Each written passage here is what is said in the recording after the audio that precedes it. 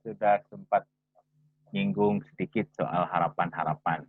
Ketika orang jatuh cinta, ketika orang mengambil keputusan untuk jadian, pacaran, pasti setiap orang, laki-laki maupun perempuan, berharap akan sesuatu.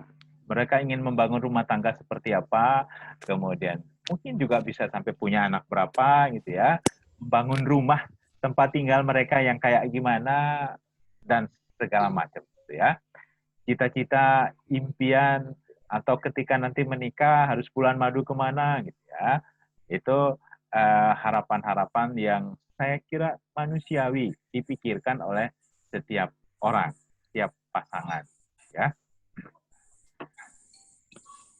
Tapi ternyata dalam perjalanannya, pacar yang ideal itu, yang dulu kita bangga-banggakan ketika dia ngapel ke asrama suster, tempat nginap kita, tempat tinggal kalian itu, yang pokoknya kalau dia datang tuh kamu sudah bangganya minta ampun, apalagi di depan teman-temanmu yang masih jomblo, kamu sudah punya ya.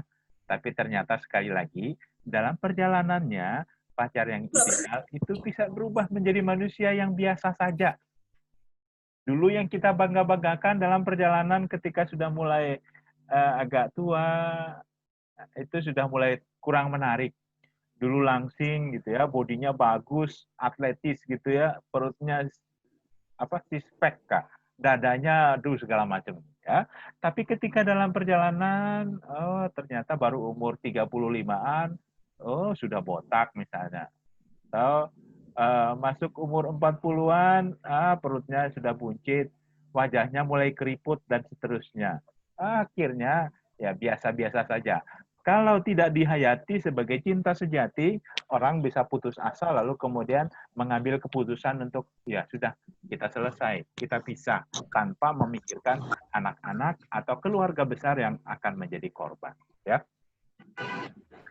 waktu pacaran memang penuh perhatian, tetapi sesudah menikah, sesudah kawin, sesudah berkeluarga itu rasanya perhatian menjadi berkurang. Ada yang baru mau masuk kayaknya ya. Itu bisa menjadi berkurang karena memang waktu dan perhatian sudah terbagi.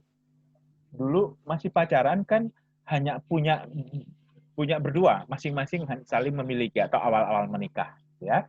Tapi ketika punya anak, ketika punya tempat pekerjaan, relasi dengan rekan kerja dan seterusnya, lalu kemudian perhatian itu terbagi, tidak lagi terfokus pada satu orang pasangan, tetapi juga mungkin ke pekerjaannya, ke anak-anaknya, ke pendidikan, mungkin ada hal lain perlu pembantu rumah tangga dan seterusnya, ya.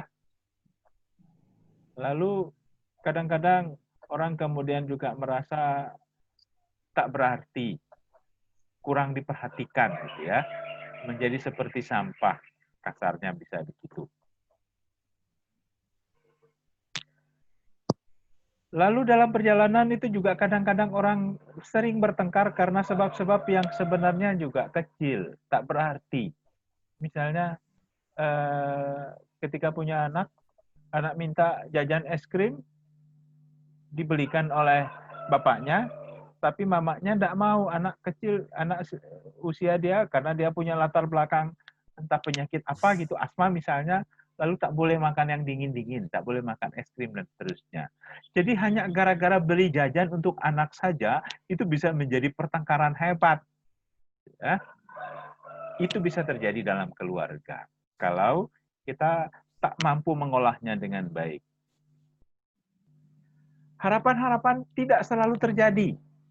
Ternyata pacar yang ideal itu berubah menjadi manusia biasa itu tadi.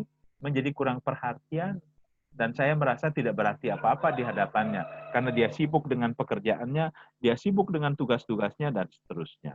Ya, itu dalam proses bisa saja atau kemungkinan besar kita akan mengalami itu.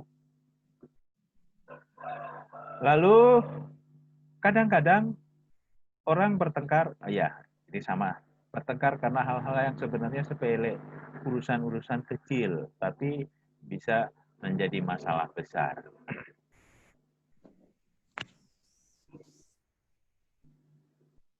Ini